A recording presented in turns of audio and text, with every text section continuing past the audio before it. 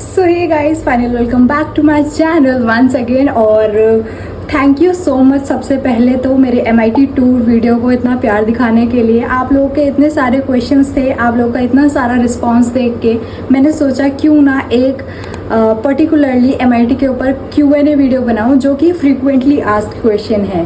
कहीं ना कहीं जो भी क्वेश्चंस आप लोगों ने पूछे हैं आप डिजर्व करते हो उसका आंसर। और जैसे कि मैं MIT में ही पढ़ती हूँ, लास्ट ईयर है मेरा, सो मैंने सोचा क्यों ना इसके ऊपर भी एक वीडियो बना दूँ। तो बिना किसी देरी के वीडियो को स्टार्ट करते हैं। इस वीडियो से होपफुली आपके सारे डाउट्स क्लियर हो जाए रिगार्डिंग MIT कॉलेज। तो चलो सबसे पहला क्वेश्चन देखते हैं कि एडमिशन प्रोसेस क्या है।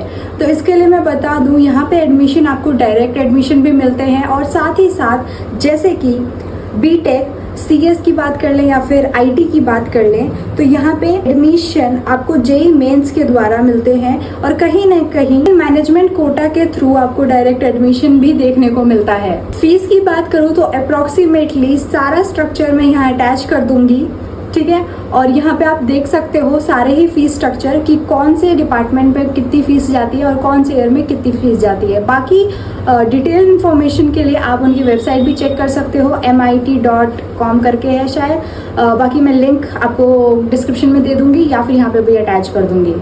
डॉक्यूमेंटेशंस की रिक्वायरमेंट होती है जब आप एडमिशन के लिए जाते हो, जैसे कि 10th की मार्कशीट, 12th की मार्कशीट, आपकी फ़ोटो वगैरह, आधार कार्ड वगैरह, वो लोग वहाँ पे आपको बता देंगे डिटेल में कि क्या क्या रिक्वायरमेंट है। आपको एक बार विजिट करना ही पड़ेगा MIT। उसके अकॉर्डिंग आप उनको डॉक्यूमेंट्स दोगे और वहीं पे आपके एडमिशन हो जाएगी। और ऐसा नहीं है कि एडमिशन के टाइम आपको फुल फीस जमा करनी होगी, आप थोड़ा सा अमाउंट जमा कर सकते हो और उसके बाद कंटिन्यू कर सकते हो। कुछ लोग तो ऐसा करते हैं कि फीस आधी जमा करते हैं या फिर थोड़ी सी जमा करके कॉलेज जाते हैं 1 महीना 2 महीना, और या फिर फर्स्ट सेमेस्टर सेकेंड सेमेस्टर भी देने के बाद भी उनके बैग वगैरह लग जाते हैं तो वो छोड़ के चले जाते हैं। हमारे खुद डिपार्टमेंट में अराउंड 150 बच्चे थे B Pharma में और अब बस 100 या 97 बचे हैं। क्यों? क्योंकि उन्होंने छोड़ दिया, बैग वगैरह आ जाती है, AKT का चक्कर बहुत चल रहा है। उसके लिए भी डेडिकेटेड वीडियो बनाऊंगी एक मैं। अब आते हैं अपने सेकंड क्वेश्चन पे, दैट इज कैंपस कैसा है, एनवायरनमेंट कैसा है। तो सबसे पहले मैं बता दूं कैंपस तो बड़ा है, ठीक है, इतना भी बड़ा नहीं है पर मेरे हॉल वीडियो में बाकी आपको दिख ही गया होगा कितना बड़ा कैंपस है। और वहाँ पे पहले क्या होता था, वो लोग बच्चे घूमते रहते थे, मैंने खुद दिखा रखी अपनी वीडियोस में, बच्चे घूमते रहते थे। लेकिन अब थोड़ा स्ट्रिक्ट हो गया मामला क्योंकि हमारे जो डायरेक्टर हैं वो चेंज हो चुके हैं, तो उन्होंने थोड़ा स्ट्रिक्ट माहौल कर रखा है। आई कार्ड पहन के ही घूमना पड़ेगा अगर तुम कैंपस में घूम रहे हो या फिर कहीं बैठ रहे हो तो फालतू में नहीं बैठ सकते। अदर देन अगर तुम्हारी क्लासेस चल रही हैं तो नहीं बैठ सकते, और अगर तुम्हारा ब्रेक चल रहा है तो तुम मजे कर सकते हो, ठीक है। ग्रीनरी रहेगा, ठीक है, ओकेश है पूरा, कॉलेज वाइब आएगी ऑब्वियसली। और बात करूँ लड़ाई झगड़े की तो वो तो आप लोगों को मेरे ब्लॉग से पता चल ही गया होगा कितने लड़ाई झगड़े होते हैं MIT के अंदर। सो ये लड़कों की वजह से होता है स्पेशली। ओके, अब बात करती हूँ मैं कैंटीन के बारे में। कैंटीन में पहले अच्छा नहीं मिलता था, ऑनेस्ट रिव्यू मैं देती हूँ हर जगह क्योंकि मुझे कोई पैसा नहीं मिल रहा है MIT के थ्रू, ठीक है। तो भाई साहब वहाँ पे कैंटीन पहले तो बहुत ऐसी थी, बेकार सी, मज़ा नहीं आता था। लेकिन अब जो कैंटीन वाले भैया चेंज हुए हैं तो उन्होंने बहुत सारी वैरायटी ला दी है खाने में।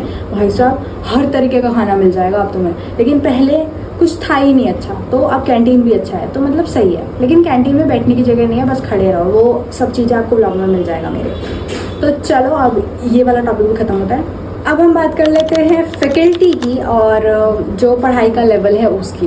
तो मैं पहले अपने B Pharma का बता देती हूँ, ठीक है, क्योंकि B Pharma में मेरी तो ऐसी तैसी हो चुकी है।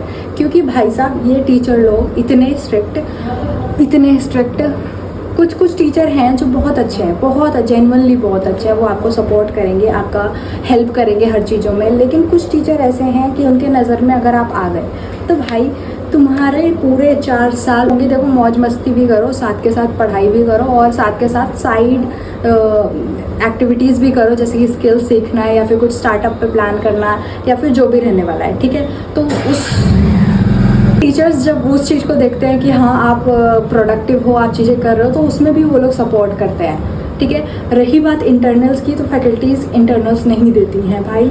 इंटरनल्स जैसे बैक आती है MIT का अंदर, भाई मैं बहुत दुखी हूँ। एक तो AKT उतना बेकार भाई, सच में इसके ऊपर तो डेडिकेटेड वीडियो बनती है भाई, सब्सक्राइब कर लेना, इतनी बुराई करोगे ना मज़ा आ जाएगा। क्योंकि भाई एक तो चेकिंग इतनी बेकार, अगर तुम कॉपियाँ एकदम अच्छे अच्छे आंसर लिख के आ रहे हो, एकदम बढ़िया बढ़िया आंसर लिख के आ रहे हो, तो वो तुम्हें बैक दे देंगे, 13-14 नंबर दे देंगे या 7-8 नंबर दे देंगे। भाई ये कोई बात होती है? लेकिन अगर तुम थोड़ा थोड़ा लिख के आ रहे हो, बहुत ऐसे ऐसे बेकार पेपर जा रहा है तुम्हारा, फर्रों से काम चल रहा है तुम्हारा, तो तुम्हारे भाई 50 के ऊपर नंबर आएंगे, 70 के ऊपर नंबर आएंगे।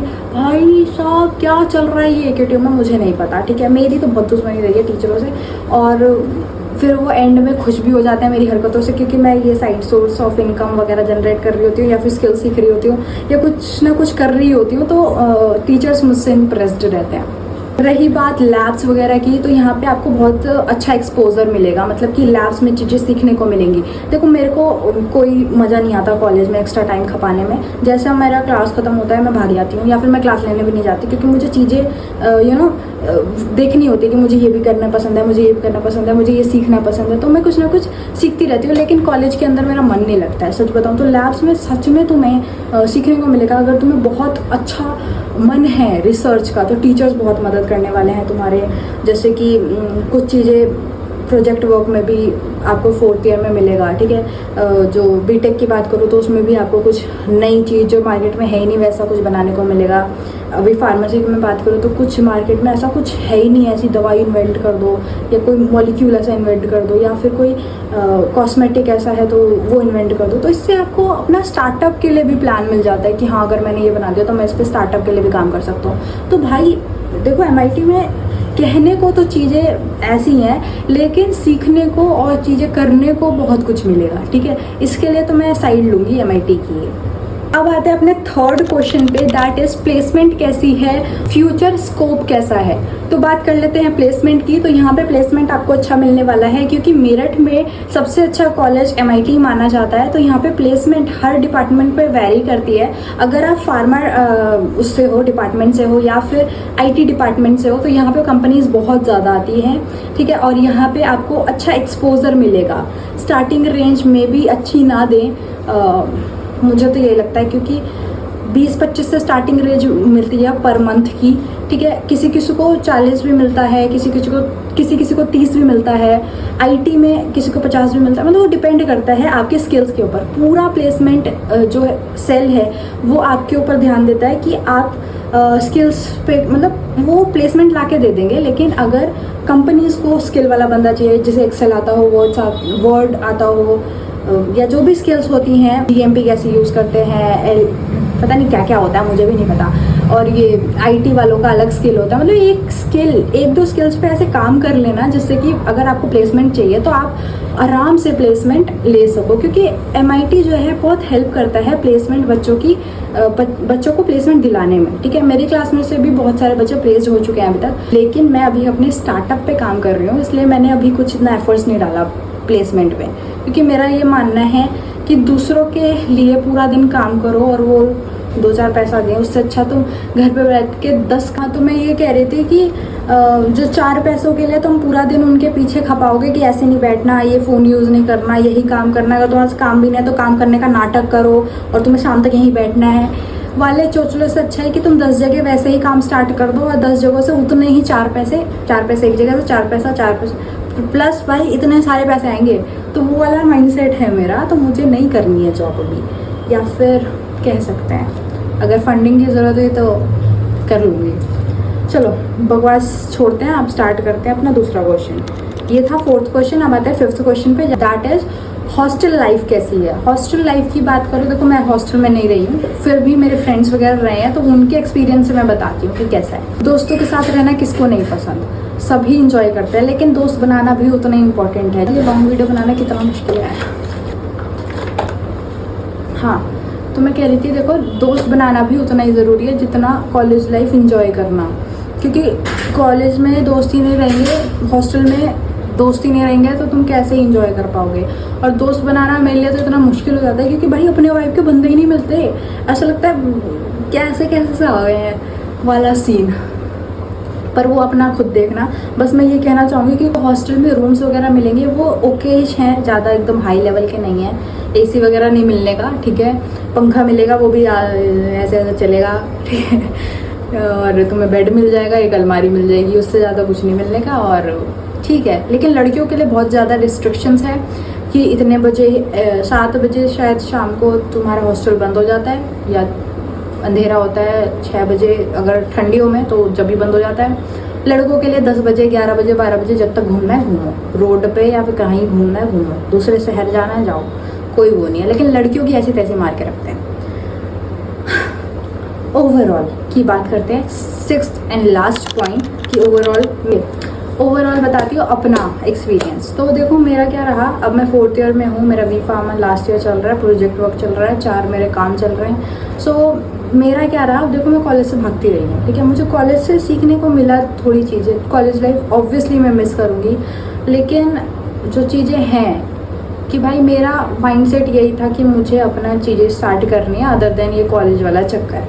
फिर भी अच्छा था, ये नहीं कहेंगे कि बेकार था, लेकिन वही ना, बुराई करते करते पूरा साल निकल गया मेरा। हाँ, अगर आपको एक डिसेंट कॉलेज चाहिए, मतलब कि जहाँ आप अपनी चीज़ें कर सको, अपने काम कर सको, और अटेंडेंस ज़रूरी रहता है। पता ही अटेंडेंस के पीछे बहुत मार करते हैं कि 75% अटेंडेंस चाहिए ही, क्योंकि अभी जो डायरेक्टर चेंज हुए हैं उन्होंने ये स्ट्रिक्ट रूल करा है। सो पहले नहीं होता था, ठीक है। तो अब जब से हम 3rd ईयर में आए, 3rd और 4th ईयर हमारा ऐसा ही रहा। सो यही बोलूँगी कि अगर आपको एक डिसेंट कॉलेज चाहिए अपने घर के पास, मेरठ में ही हुआ आप तो मेरठ में ही चाहिए, तो बहुत अच्छा कॉलेज है, सीखने को मिलेगा, मौज मस्ती होगी और प्लेसमेंट भी अच्छा है, तो बढ़िया है। अगर बाकी डिसीजन आपका है कि आपको एडमिशन कहाँ लेना है, कैसे नहीं। और क्वेश्चंस अगर बचे हैं और आपको पूछना है मुझसे कुछ, तो आप कमेंट कर सकते हो, मैं ज़रूर रिप्लाई करूँगी, क्योंकि अब मैं रोज़ वीडियोस डालने की कोशिश कर रही हूँ। हर बार कोशिश करती हूँ और डाल नहीं पाती हूँ। तो चलो मिलते हैं नेक्स्ट वीडियो में, जब तक के लिए बाय बाय।